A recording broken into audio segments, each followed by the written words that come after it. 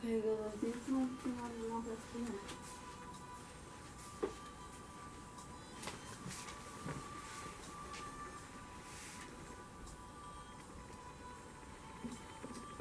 Está todos ali.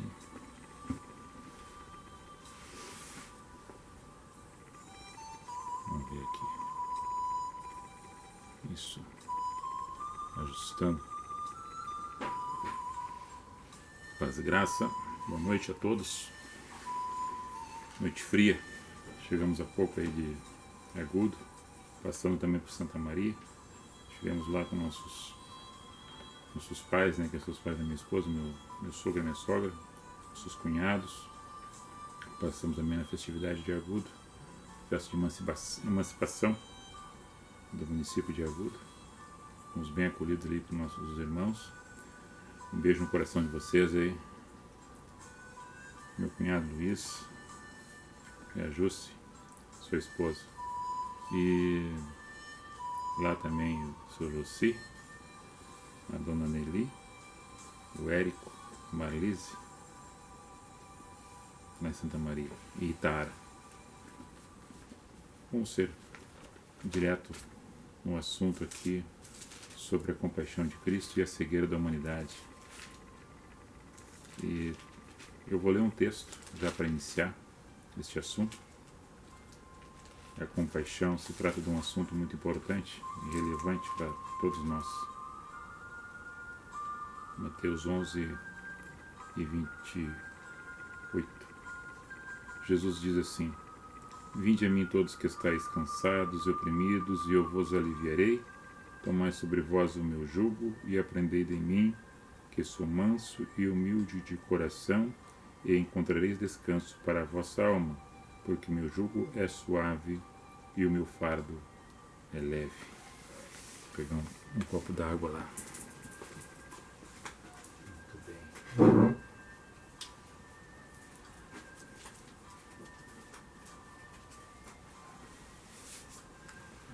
Água, Chico.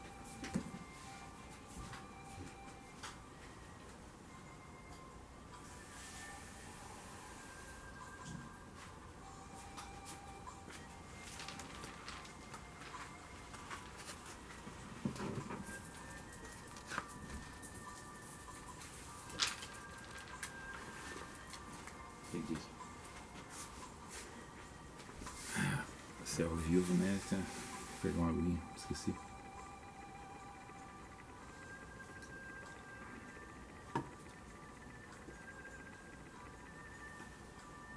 O Senhor Jesus faz um chamado. Vinde a mim. Aquele chamado não era somente para aquela ocasião, para aquele momento específico, naquela geografia, momento histórico da vida da humanidade, onde Jesus, o Deus homem, estava presente, corpo físico, corpo espiritual, na frente das pessoas, dos discípulos, das pessoas que estavam ali. Ele chamava todos, como chama todos, aqueles que estão cansados, que estão oprimidos, que ele tem uma promessa de dar descanso, dar alívio. E trocando esse jugo pesado, esse fardo de dor, essas dores do mundo, as dores carnais, as dores físicas, as pressões psicológicas, as opressões da humanidade, para dar o fardo suave dele, que é o amor, misericórdia e compaixão. Quando Jesus chegava nos ambientes, caminhando na terra, nas vilas, nos lugarejos, né? Nas pequenas cidades, ali às margens da Galileia, na Judéia, Samaria e por outros lugares, ele não chegou a entrar em Samaria, mas indo em direção a ela, falando com a samaritana, ele via as pessoas e sentia as dores delas. Com um olhar de piedade, de misericórdia, condoendo-se com as dores das pessoas, sentindo isto, se colocando no lugar da pessoa. E quando as pessoas davam permissão para que Jesus entrasse o espírito dele, nas pessoas, as pessoas recebiam a bênção. Trocava aquele fardo e Jesus pegava para si. Por isso que o profeta Isaías relata: tomou sobre si nossas dores, nossas enfermidades, reputado homem aflito, oprimido, levou sobre si nossas cargas, nossas culpas, e nós fizemos pouco caso dele. E quem olhasse para ele não via formosura alguma no seu semblante para que desejassem ele, porque ele estava todo machucado. Era o caminho do Gólgota, né? Levando sobre ele o peso da cruz do madeiro, mas na simbologia dessa cruz do madeiro era o pecado da humanidade sobre ele, que ele fala no Getsemane, orando a Deus, se fosse possível, afastasse dele aquele cálice. O cálice que estava dentro daquele, que fosse o cálice, dentro, simbolizando também o pecado, as dores da humanidade, se fosse possível. Porque todas as dores da humanidade estariam sobre ele, na cruz do madeiro. Mas que fosse feita a vontade de Deus.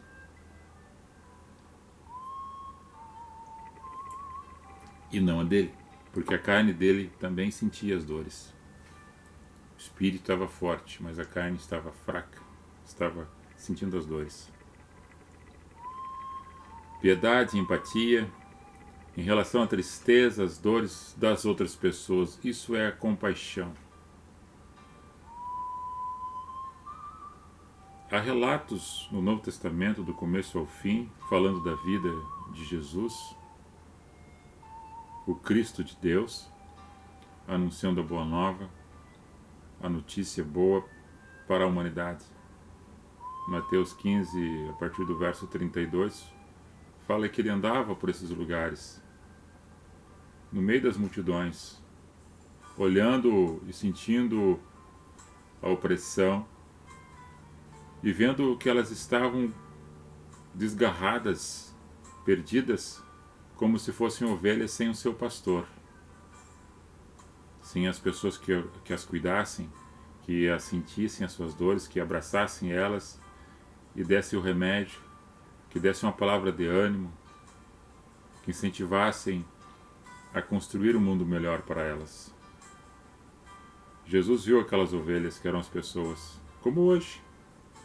Muitas pessoas perdidas, muitos falsos ensinadores, falsos pastores, falsos mestres, falsos profetas, desviando as ovelhas de Cristo, fazendo alusões e ilusões, crendices e superstições, e as pessoas estão amedrontadas, estão titubeando no escuro, porque a luz da palavra que vem revelada pelo Espírito Santo através da pessoa de Cristo, para quem consegue entender Cristo na sua essência, não somente numa metáfora, não somente numa parábola, não somente no que diz o texto, mas no dia a dia, vivendo esse exemplo de vida na pessoa de Cristo.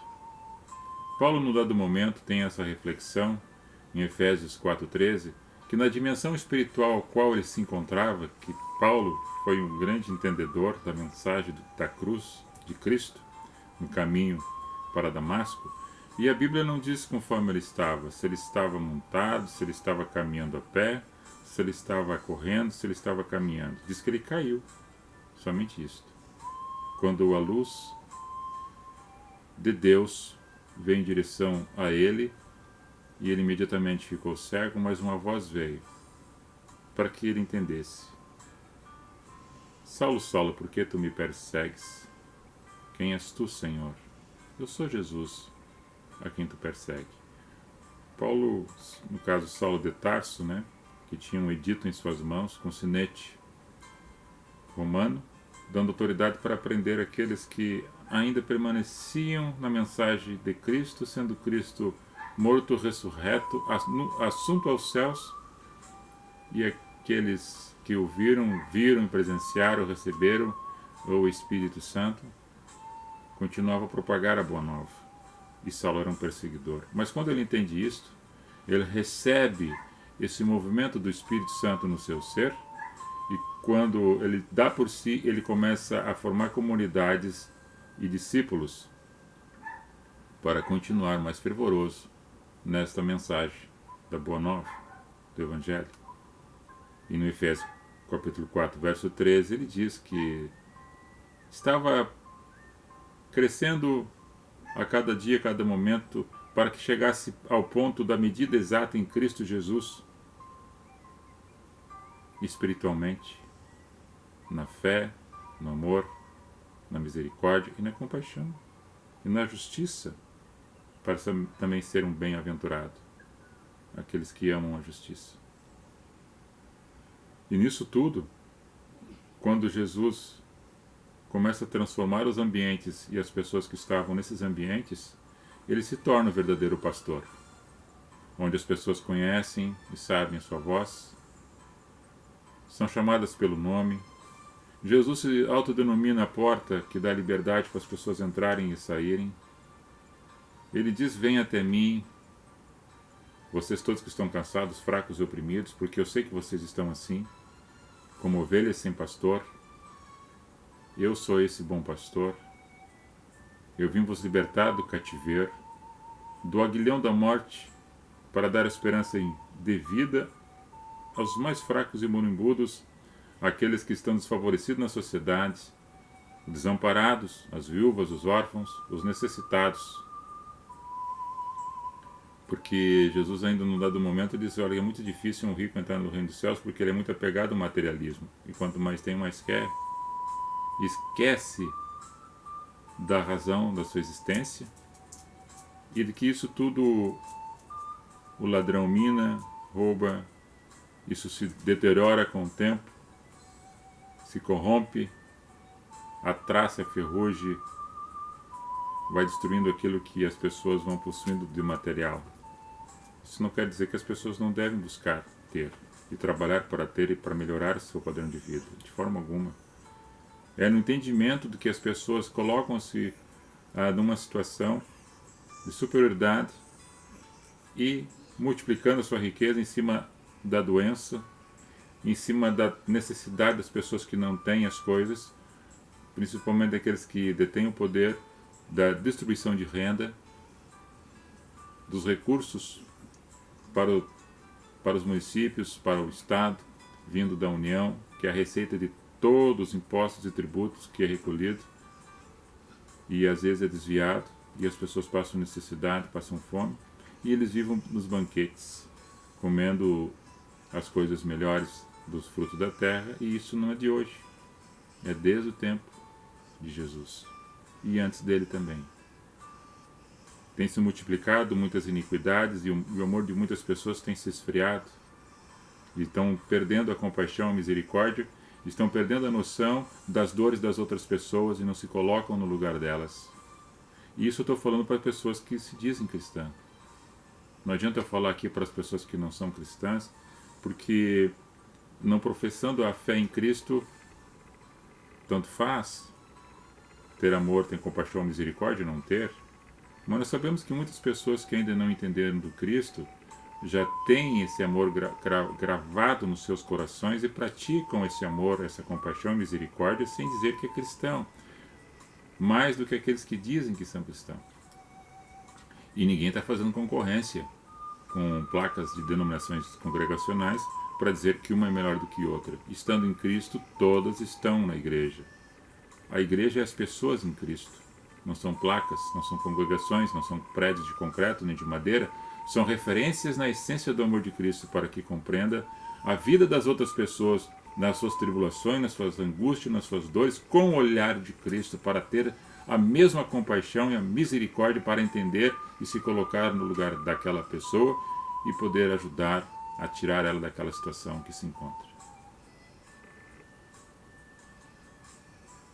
Jesus curou muitos doentes, muitos enfermos ao sair do barco, em Mateus 14. São referências que trazem na multiplicação dos pães e dos peixes, quando ele dá um tremendo ensino para as pessoas. Em um dado momento as pessoas começam a vir, se agrupa um monte de pessoas e a multidão é muito grande. Mateus 14, Marcos 6, Lucas 9, João 6 relata essa multiplicação dos pães e dos peixes, porque Jesus olhou não somente pela palavra que ele estava sendo alimentado, mas as pessoas não podiam ser despedidas com o estômago vazio. Muitas pessoas ali estavam também com fome, não somente da palavra, mas também de comer um pedaço de pão. Porque não somente basta as congregações, as reuniões, nos lugares, nos grandes ambientes, e falar do amor, e falar do repartir, e as pessoas irem embora, algumas abastadas, não somente por causa da palavra que foi dita, da fé, da esperança, do amor, mas vai para o seu lar, embarca no seu carro, vai para uma casa que tem um aconchego quente, do calor de uma lareira, tem a mesa farta, graças a Deus, e no entanto algumas pessoas vão para casa ou ficam à margem da sociedade, na beira da porta da congregação, esperando um pedaço de pão, um copo de leite para uma criança, um pastel. Então, é o falar e agir, é a oração, é orar e ação. Oração é as coisas em comunhão, no corpo de Cristo. Jesus olha e vê uma multidão vindo chorando e quem estava com Cristo estava alegre. Então há um choque de diferenças, emoções. Num dado momento, em Lucas 7, verso 11 a seguir, da viúva de Naim, ela vinha carregando o corpo morto do seu único filho. E Jesus para e tem compaixão daquela mulher. Toca no esquife, o menino é ressuscitado e dão de comer para ele. A viúva que estava chorando passa a ter alegria. O que estava morto passa a ter vida, porque é o encontro com Cristo. Isso são coisas que aconteceram e nós trazemos para a parte espiritual que quem tem um encontro com Cristo consegue entender Cristo. Quem chega a Cristo, quem Cristo entra na vida, na casa, na família das pessoas. Assim também foi com o cego Bartimeu. Bar, filho de Timeu. O prefixo bar quer dizer filho. Timeu era seu pai. Marcos 10, a partir do verso 46. À beira do caminho, pedindo misericórdia e compaixão. Alguns mandam ele ficar quieto, quanto mais ele mandava ficar quieto, mais ele clamava. E quando ele vai até ele, lança a capa, porque não precisava mais daquela identificação de mendigo, de pessoa oprimida, de pessoa marcada com a capa vermelha, que era aquele que precisava de esmola para viver. Agora ele vai ao encontro de Cristo, eu não preciso mais de esmolar. O dono da vida, aquele que dá esperança, aquele que transforma, aquele que cura, que liberta, vai me ajudar. E Jesus, mais uma vez, mostra sua compaixão, sua misericórdia, tocando e tirando a cegueira e dando visão para ele. Assim como dá para todos que pedem entendimento, que peçam sabedoria, que peçam a paz, que reine a paz, o amor dentro dos corações das pessoas. Ao se colocar no lugar dos outros, ao entender que as fraquezas dos outros, não somente achar que o seu problema é maior do que todos, isso acontece contigo e com os outros não, mas quando acontece contigo tu acha que é muito importante quando acontece contigo algo negativo e somatiza isso de uma tal forma que todos os problemas dos outros parecem que são pequenos e nem existe. E não existe, só existe contigo. Se vitimizando e não tendo forças para vencer as dificuldades e as adversidades do teu dia a dia, porque tu perde a esperança, perde a fé. Parece que aquele objetivo que tu tem traçado para ganhar, para vencer, para enfrentar e ser um vencedor, não consegue, porque tu mesmo diz que não vai conseguir. Tu está mesmo dizendo, está negando a bênção para ti mesmo. Mas quando tu entende que tu faz parte desse universo todo, e que as coisas boas e ruins vão acontecer na tua vida também, como acontece com as outras pessoas, tu vai entender que muitas coisas que estão acontecendo contigo são decorrentes das tuas escolhas do passado. E muitas coisas que estão acontecendo contigo é decorrente das escolhas das pessoas que convivem contigo. E muitas coisas que estão acontecendo contigo é decorrente simplesmente de fatos, de pessoas que não fazem parte da tua vida, dentro da casa, e nem das tuas escolhas, mas escolha de pessoas que estão no governo e vão refletir na tua existência. Porque tu tá nesse universo. Alguma coisa de bem ou de mal sempre vai te pegar na tua caminhada. Agora, quando tu acha que com você acontece isso e com os outros não acontece, nós devemos nos colocar na situação das outras pessoas para entender o histórico do indivíduo, porque cada um de nós somos um indivíduo. Insofismável, único indivíduo. E dessa forma, nós nos colocamos na situação da outra pessoa, sendo ela passando por situações boas ou ruins, para poder entender o que está passando com a outra, para poder ajudar, não para fazer fofoca, fuxico, chaveco, ou ficar rindo da queda, da perca, das dores dos outros. Eu estou falando para cristão, não para pessoas que dizem que são cristãos. E nesse chamado dessa natureza, dessa ordem espiritual a qual nós devemos ser, de uma forma não imposta, não autoritária, não de cima para baixo, mas de uma forma voluntária, de uma forma do querer o bem para os outros como quer para si. Não querer o mal para os outros como não quer o mal para si. E ao passo que a gente vai caminhando, nos lugares que a gente vai estar, nos ambientes quando nos encontramos com as outras pessoas, é viver isso no dia a dia. Para tornar a nossa vida pouco melhor, pouco mais agradável, mesmo com dores, mesmo com enfermidades, mesmo com dificuldades, porque nós temos os problemas, as tribulações, as outras pessoas também têm os seus. Agora nós podemos ajudar uns aos outros, nas nossas dores também, nas nossas dificuldades, porque essa vida dá uma volta, e tudo aquilo que a gente faz de bem ou de mal volta para nós. Agora você e eu, talvez não precisamos fazer alguma coisa para demonstrar que estamos fazendo, para achar que merecemos alguma coisa em troca porque fizemos o bem para alguém. Tudo aquilo que nós recebemos de bem, da parte daquele que é eu sou o grande Espírito, nada é de forma merecida.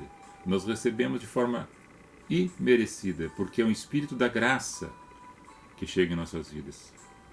E quando nós entendemos isso, nós deixamos de ser egoístas, egocêntricos, arrogantes, bobalhões, mentirosos e corruptos na sociedade. Porque o levar vantagem hoje, a lei do Gerson, está infestado em todos os setores, em todos os lugares. Até no jogo no palitinho, as pessoas querem levar vantagem. Não são sinceras, porque são mentirosas, porque traçam e maquinam mal para as outras pessoas, porque querem somente levar vantagem em tudo. Não importa se outra pessoa está sofrendo, se ela está perdendo, se foi tirado dela para dar para você. Então a misericórdia e a compaixão nunca chegou no teu coração, porque teu coração está fechado, está virado uma pedra, e você não tem sensibilidade. E quando não tendo sensibilidade, você nunca vai sentir a dor dos outros. Porque até o que está tocando em ti, mais tu não está sentindo. Tu virou um gelo. E essas coisas que fazem com que você se afasta não somente do amor de Deus que você não aceita, como do amor das outras pessoas que precisam ter umas com as outras. E ninguém vive de forma isolada.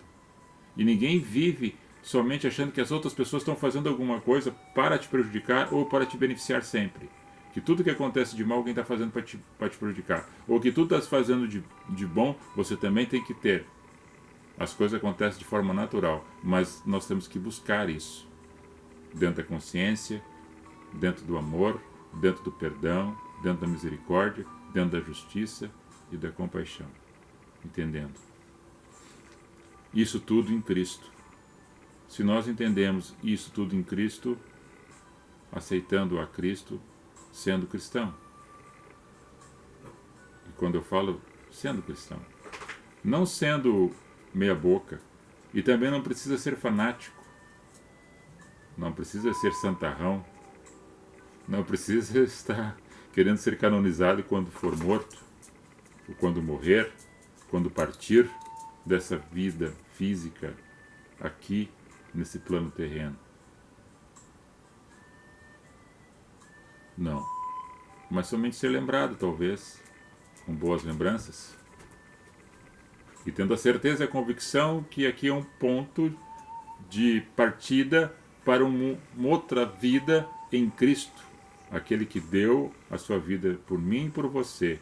E que levará a nós a estar com Ele na morada que Ele disse que ia preparar para cada um de nós, para que nós também estivéssemos junto com Ele, pelo amor e pela compaixão que Ele tem com cada indivíduo, antes, durante e depois do seu momento terreno como homem Deus na terra. Agora, isso muito às vezes é difícil de as pessoas entenderem, porque a balbúrdia, o reteté, o misticismo, a magia atrai muito mais do que simplesmente uma palavra simples, objetiva, sincera, dentro dos textos sagrados, das Sagradas Escrituras, nada inventado, para que seja de uma forma extraordinária. Não, mas dentro da simplicidade do caminhar de Cristo, para que assim a gente possa compreender melhor Cristo dentro da sua simplicidade, que Ele foi, é e sempre será o Eu Sou, o Deus Amor, o Deus de Espírito, o Deus de verdade, o Deus reto, o Deus justo, o Deus de compaixão e de misericórdia. Deus abençoe a todos nós. Uma boa noite a todos. Vou só ler aqui as pessoas que estão conosco nesse encontro. 22 horas e 48 minutos. Hoje começamos um pouco mais tarde, né? Devido à viagem que nós fizemos. Um abraço aí a nossa amiga Tati, nossa vizinha. A Jussiane Dias também, um abraço a você que entrou. Júlio César da Rosa, um abraço para você. A Marlene Witt e a Rosemary, boa noite, Tati. Um abraço, Zé Polenta. Paz e graça, irmã Rose. Paz, mano, Zé Polenta. Boa noite, Marlene Witt. O Arley entrou também, Arley Hoffman lá do Chapéu. Fabiano Witt também entrou. O mundo não é nosso, é do maligno.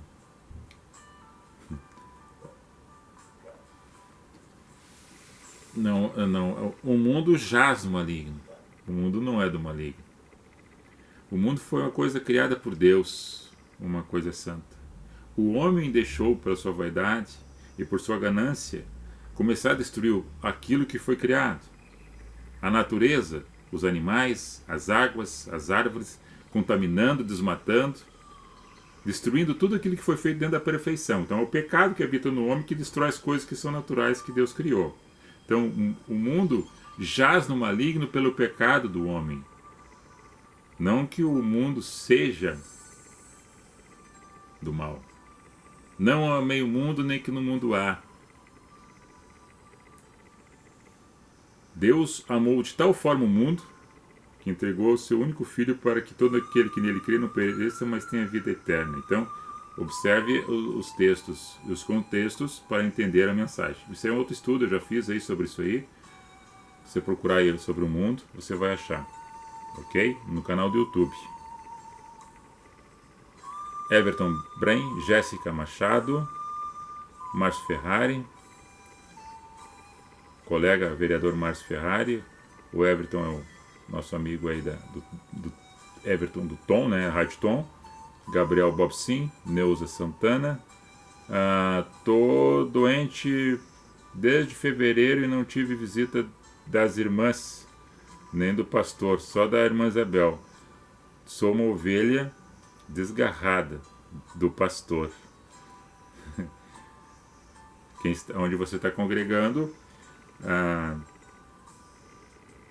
as irmãs onde você congrega devem visitá-la, o presbítero, o diácono, o pastor visitar você para levar uma oração, né, uma esperança a você, que você é uma pessoa a tempo que está na congregação, que eu conheço, mas não se sinta solitária, tá? Sinta abençoada, receba o amor, a paz, a graça, a bênção de Deus na tua vida, irmã Nelly, certo? Não fique achando que as pessoas não gostam de ti por algumas falhas que acontecem na tua vida, ok? Eloênio Lima de Oliveira, lá de Santa Maria, irmão Leônio, um abraço para você aí, primo do Júnior. Ivone Aires, a nossa amiga Gisley, Mara Ferreira, né? Paz e graça, boa noite para você. Nano Ribeiro também. Fernando Valim Hoffman, boa noite para você. Marinês da Silva também entrou. Um abraço a todos vocês, um beijo no coração, abençoado final de semana. E que assim nós possamos cada vez mais entender o Evangelho de Cristo em Cristo. Certo? Até mais. Ô bichinho, quer dar tchau? Tá onde? Tá arrumando a nossa cama, tá? Nós estamos cansados, né? Tá arrumando a nossa cama lá para nós deitar. Então tá. Vou dar um tchau aqui. Shalom. Goodbye.